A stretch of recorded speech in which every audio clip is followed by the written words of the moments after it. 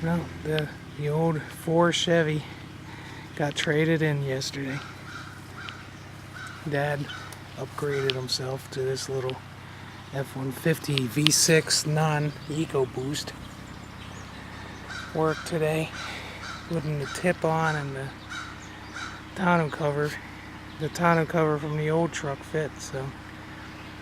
But gotta clean it up better than what they did, but we did a quick detail to it, so not bad. He likes it. We just tried the trailer and it's needed.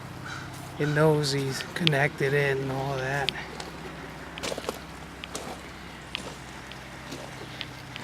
I don't know what he's doing now. He's farting with it.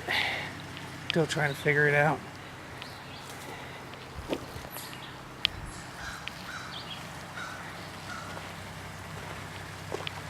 Probably run me over if I'm not careful.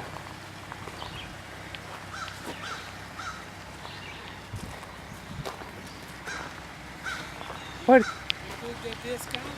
Yeah, you told me to. Yeah, you remember? You told me to eject it.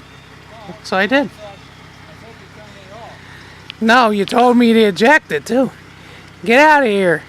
Beat it.